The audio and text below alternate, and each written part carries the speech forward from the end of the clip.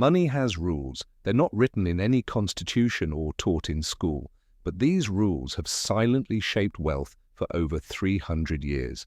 They decide who gets ahead and who stays stuck, and most people have never even heard of them. Here's a question for you. Have you ever wondered why wealth seems to flow in the same direction? The rich tend to stay rich, the poor struggle, and middle-class families work harder just to fall behind. It's not luck. It's not a conspiracy. It's a set of invisible laws that have been operating since the early 1700s. Before we dive in, do me a quick favor and drop a comment below. Tell me where you're watching from and what time it is right now.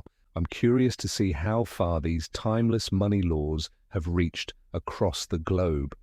All right, let's get into the first rule. It's known as Gresham's law. In simple terms, it says, bad money drives out good money. 3 centuries ago, when coins were made from actual gold and silver, rulers started mixing in cheaper metals to stretch their supply. People caught on. They began hoarding the pure, valuable coins and spending only the diluted, bad ones. Over time, the real money vanished from circulation. That same law applies today, but instead of metals, we're talking about credit, debt, and trust. When central banks flood the system with cheap money and make debt easy to get, that bad money, inflated and devalued, drives out good money, like savings and discipline. People stop saving and start speculating, chasing quick returns instead of long-term stability. And who benefits? Those closest to the money printer, the banks and large corporations. By the time that money reaches you, its value has already been diluted by inflation. Gresham's law is your paycheck losing power every single year. Now for the next rule, which comes from an 18th century economist named Richard Cantillon. His insight was devastatingly simple. Money is never neutral. When new money enters an economy, it doesn't spread evenly. This is known as the Cantillon Effect.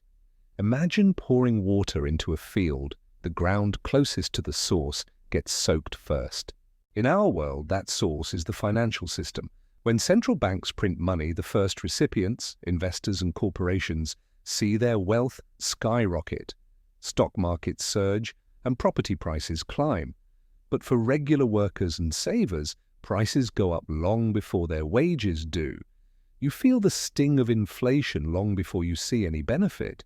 This isn't just a theory, it's what happened after 2008. The Federal Reserve created trillions of dollars, stocks tripled, and the top 1% got much richer, while median household income stayed flat for years. That's the Cantillon effect in real time. And here's where it gets really interesting. These old laws don't just explain the past, they predict the future.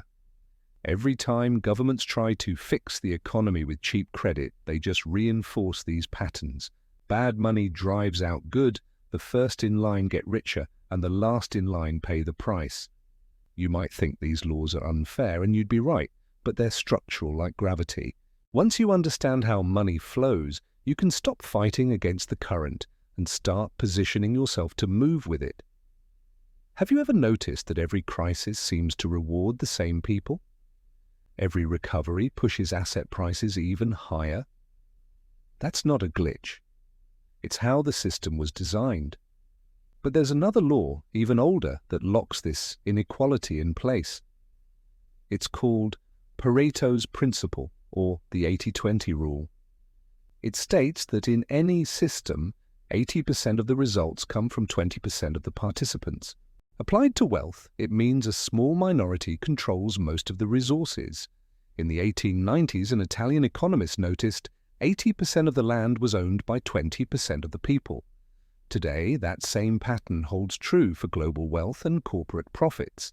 The system doesn't reward effort, it rewards understanding. So let's connect the dots. Gresham's law explains why our money loses value.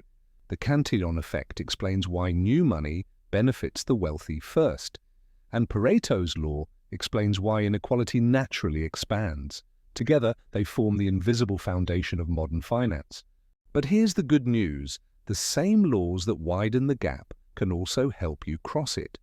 Once you know the rules, you can play the game differently.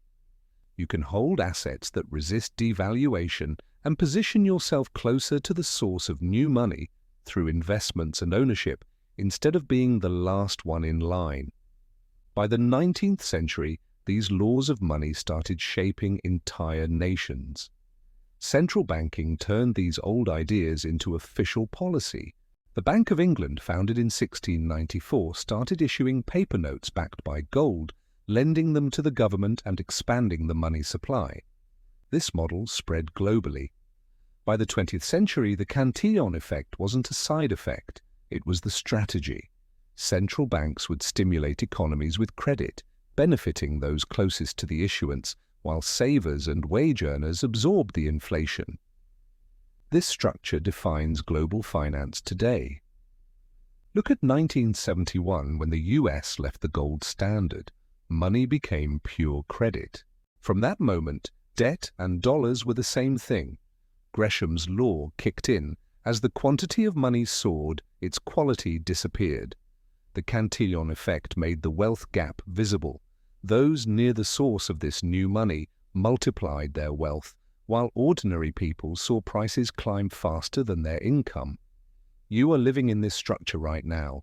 In 2008, central banks printed trillions to save the financial system. Asset prices recovered, but workers waited years for their wages to catch up. In 2020, stimulus checks arrived after markets had already started rising. By the time that money was spent, inflation had already eaten away its value. When you see a headline about interest rates or deficits, you're watching these ancient laws in motion. So, how do you use this knowledge? You start thinking like the first receivers. Money is a current. You want to be where it flows fastest. That means owning assets that float in that current. Businesses, stocks, real estate. Wages alone can't keep up. The system rewards ownership, not just labor. This is why the wealth gap widens. Each round of stimulus pushes more credit into financial assets, benefiting their owners. The world now runs on code, not coins, but the same laws apply. Central banks are developing digital currencies which will give them even more control to target where new money goes. But the logic won't change. Those closest to the source will remain ahead. Private digital tokens follow the same pattern, with early insiders benefiting the most. Debates about de-dollarization also show these laws at work. Nations holding dollars know the issuer benefits first, so they are diversifying into gold and other assets. The system is in a trap. It can't stop creating debt without crashing the markets, but it can't expand forever without destroying purchasing power. When trust weakens, investors flock to scarce assets, land, gold, and productive companies. This is Gresham's law in action. People will always trade away what loses value for what retains it. To navigate the next cycle, you have to study proximity. You can't stop the credit creation, but you can move closer to it. Own assets that benefit from early liquidity. Look ahead 20 years. If inflation averages just 2%, half of your savings will be gone. If asset prices keep outpacing wages, the ownership gap will just get wider. This isn't a conspiracy, it's just arithmetic. But awareness is your advantage. When you understand these laws, you stop chasing the noise and start making strategic moves. You measure policy by its flow, not its promises. You build habits that align with the structure, investing early, holding scarce assets, and minimizing bad debt. This is the lesson buried in 3 centuries of finance. Prosperity comes from understanding cause and effect. The world is entering another great monetary experiment. The same laws will decide the outcomes. Those who learn them will adjust first. Those who ignore them will be left behind.